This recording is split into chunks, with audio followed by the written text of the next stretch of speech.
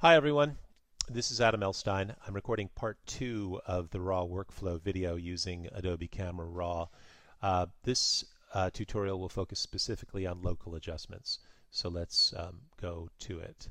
Uh, let's come back and check out the image we've done in Adobe Camera Raw. And if you recall, I've added a few extra snapshots here, but disregard those. We started with some global edits. Um, and this is where we left it at the end of the last tutorial. Now, a few things.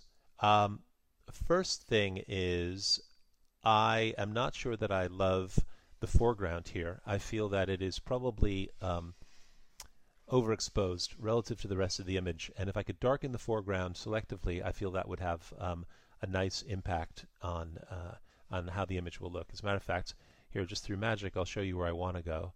I want to go to something like this. Okay, now how do I get there? Well, fairly simple. I'm going to use a tool which is known as the Graduated Neutral Density Filter, or the GRAD ND.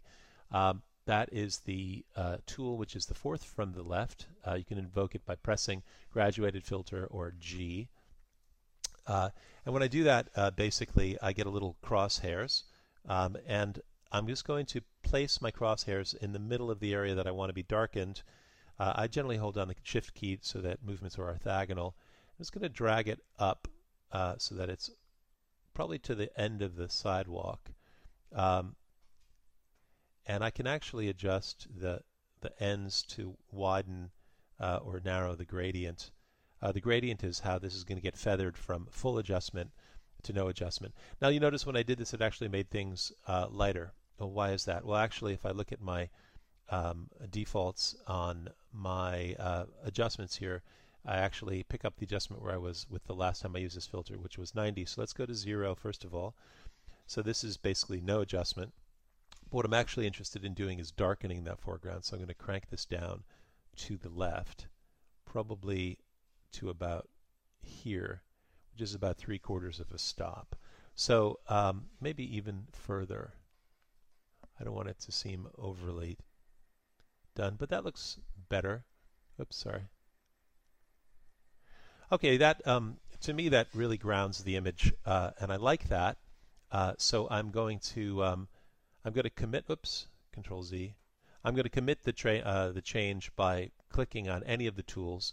You need to do this with local adjustment brushes. So I'll click, for example, on the hand tool, and boom, that's basically applied the adjustment. One of the things that I can do is I can come in to the snapshots, and I'll call this tutorial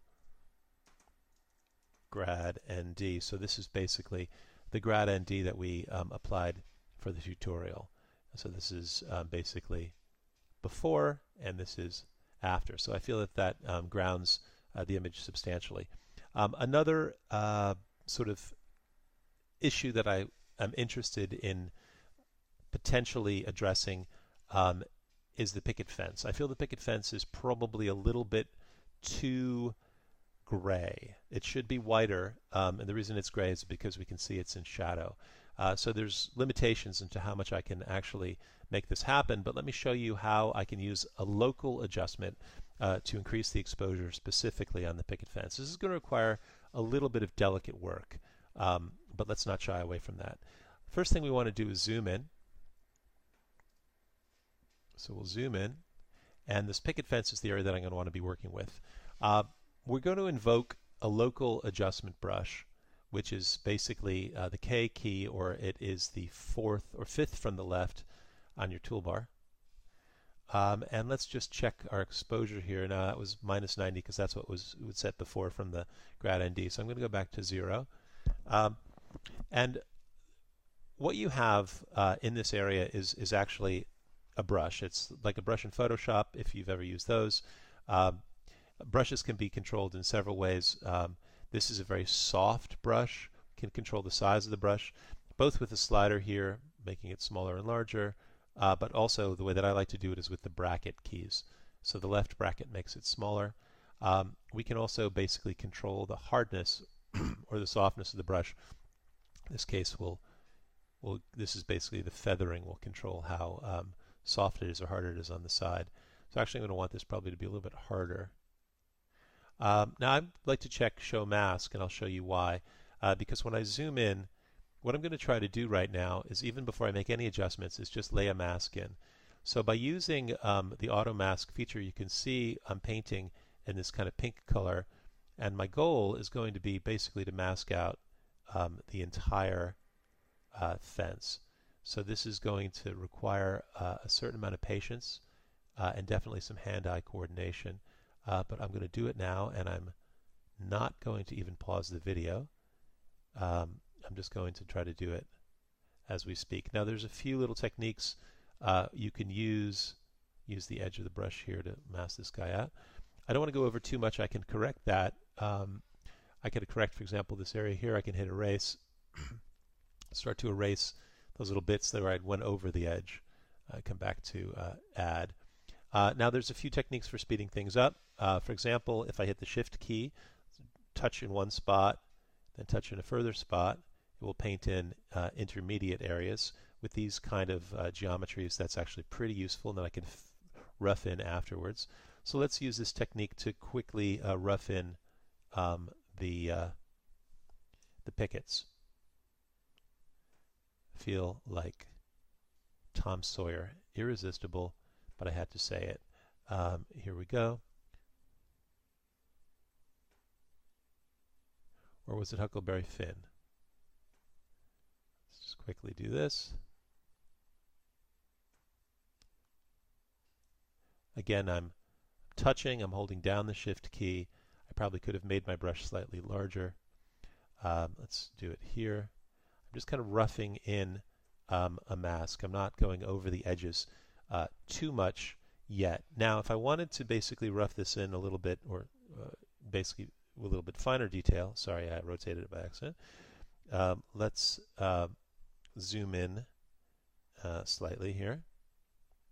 As a matter of fact, I'm going to use down here, I'm going to go to actual pixels, 100%. Let me take my brush, make it a little bit smaller, and I'm going to try to brush in some of the smaller areas to get closer to the edge of the picket. Now I have to admit I'm actually using a pen tablet for this, which generally makes life a lot easier. You can get away with your mouse, but it is a little bit like trying to draw with a bar of soap. Pen is much simpler. Once you get used to it, it does take a little bit of getting used to. You can kind of just get this area in here. Actually, that small is going to be a little dangerous. I want to blend it. I don't want to get too fussy, but I do want to lay some down here. I'll make some mistakes on purpose. We can see what the consequences of that would be. This masking is definitely an operation which requires patience and a steady hand. We will do it in many contexts. Okay, let's just accept that for the time being. It's definitely imperfect, and we may see some imperfections, particularly given the fact that we're going to brighten this, but we'll leave it. Okay, so let's turn the mask off. So I'm going to uncheck Show Mask, and I see basically nothing at this point because I haven't made any changes. Now let's zoom out to see what can be done here. So now basically what can be done is the follows. Everywhere there is the mask, in other words in these pink areas, I can actually now come in and apply an adjustment. So what does that mean? I can actually, let's crank it all the way to the right. I can do this in a crazy way. So you notice what's happening is that the fence itself is being, the exposure is being increased, but everything else is not being increased. So I'm actually changing the relative tonality of the fence. So let's just put that up to about there. Let's kind of zoom back out again and see how that feels. Now, I don't want it to be extreme because nothing else, but I want it to just pop out a little bit more. So I'm going to set this probably at around 0.4, just as a guesstimate. And that looks okay. Now, it's not super okay if I zoom in. We may actually see some small artifacts where, for example, I've gone over. but I'm going to sort of say it's good enough for government work for the moment. Another thing that I might want to do here is actually locally increase the contrast to pull out some of the detail on the fence. I can do that in two ways. I can actually go in with the contrast slider, give myself a little bit more contrast, and I happen to know that the clarity is a good one for this one as well, so I'm going to actually increase the clarity. You notice that's really starting to pop out some of the detail in the fence, which I like. So once I've got it the way that I want it, I'm going to just click any tool to commit it. And now let's make a snapshot of this, and I'm going to call this tutorial fence. So now let's zoom back out again and see sort of before and after. So if I were to go back to my global edits, which is the beginning, this is where we are. That's arguably an interesting place. This is with the ND adjustment, and this is with the picket fence. Okay, so now I think the picket fence is fair enough, but that doesn't basically do anything at all for the mailbox. So I'm going to want to work on the mailbox as well. So let's do that. I'm going to do this kind of separately. Let's come back and we'll grab our adjustment brush. And I'm going to zoom in. Oops, I'm rotating. By the way, if you hit Apple or Control key and a bracket key, you'll rotate. But I need to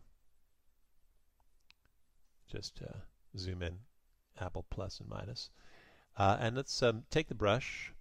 I'm going to turn the mask on as well. And I'm going to use my bracket keys, and I'll make sure that it's actually feathered. And I'm just going to actually want to come in here, and let's turn the exposure back to 0, contrast back to 0. I don't want any localized enhancements until I invoke them. And I'll put that to 0. As a matter of fact, I'll start out with just a small exposure just so I can see what's happening. I'll increase exposure by 1/4 of a stop. And I'm going to come in and I'm just going to paint areas that I think should be brighter. Now, I can't see it because I have the mask enabled. Another way of working is to just basically not show the mask, but to basically use your brush.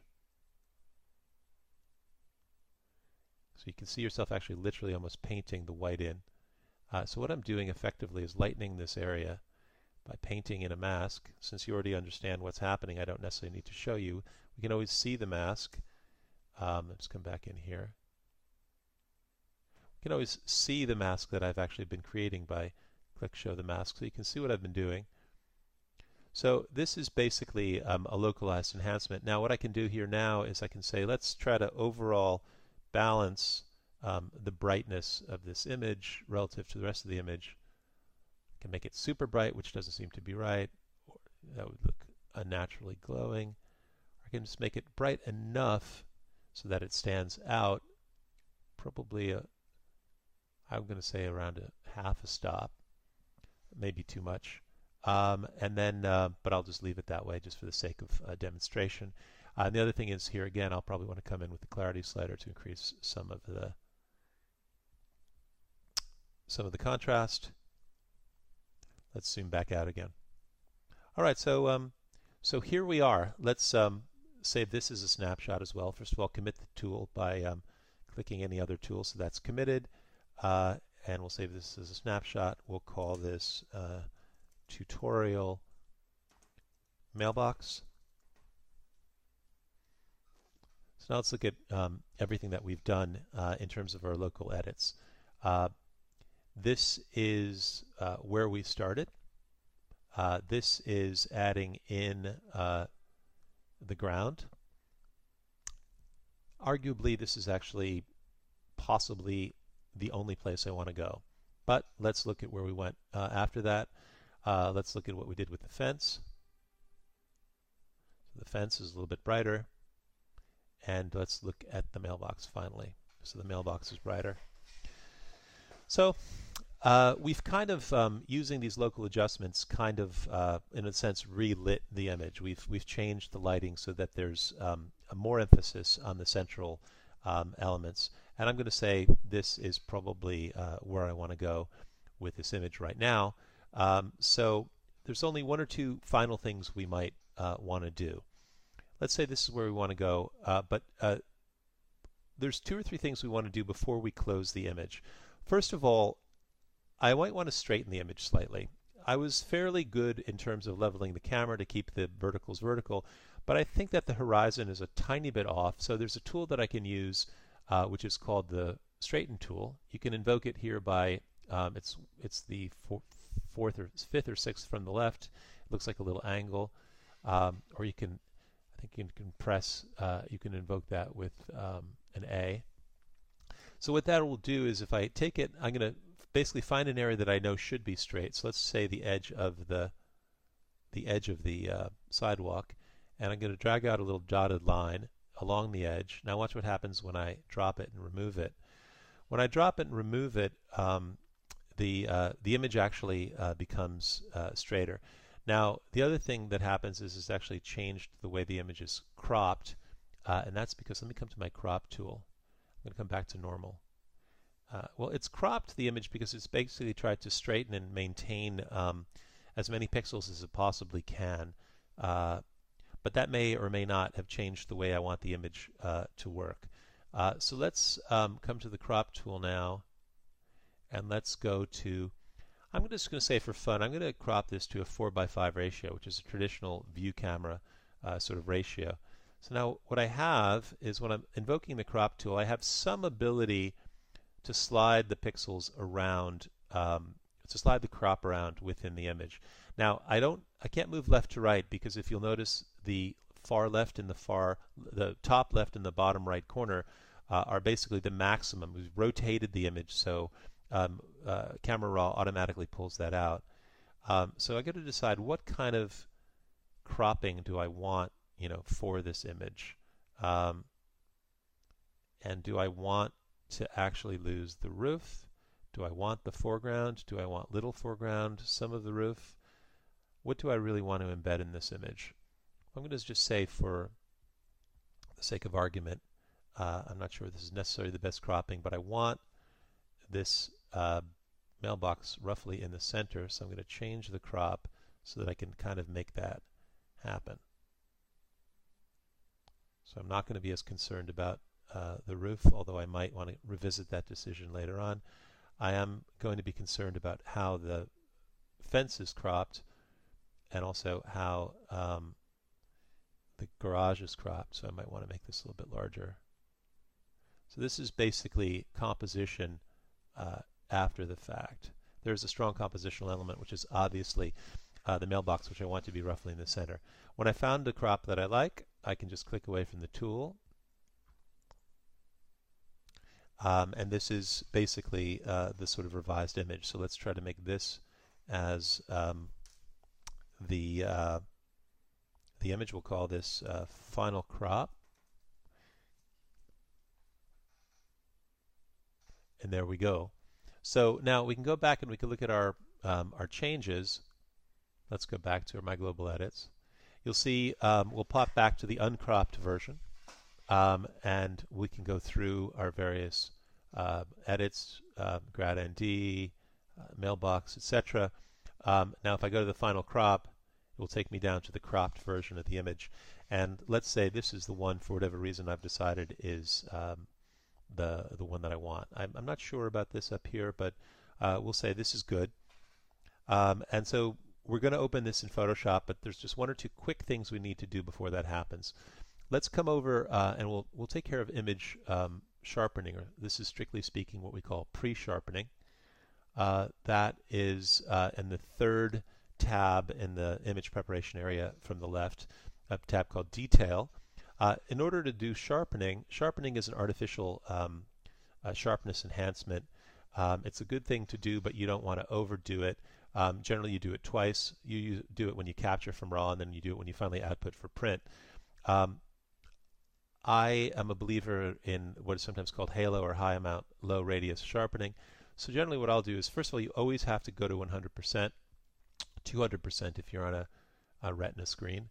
Let's increase the amount. Now if you go very, very far to the right, you'll start to get, almost looks like a kind of a texturized or kind of speckled paint look. So you don't want that. but you want to basically increase. The rule of sharpening is to do as much as you can without creating those artifacts. Let's take this up to about, I don't know, 50-ish. And we can also play with the radius. Usually the radius will be in the 0.8 to 1.2 range. You notice that sometimes sharpening will introduce some clipping, but these are micro clippings, so I'm not worried about that. Also, I sometimes like to use the masking, which will basically eliminate sharpening in consistent color planes, which would be particularly strange. So what I'm going to do is just look through here and see how this is looking. So sharpening is important. We can also, if there's a lot of image noise, this will be useful if we're going to process images out of Maxwell Render, things like that. We can reduce it. Right now it doesn't look like there's a lot of image noise in this image. So I'm basically done. What I'm going to do in order to more or less commit all my changes is simply to come down and to press Open Image. And I have this set up so this will pop the image directly with a certain amount of processing and thinking into Photoshop. So now I'm in Photoshop and I can continue my process as much as I choose. That is basically the overall workflow using Camera Raw, global adjustments, and then local adjustments. Thanks.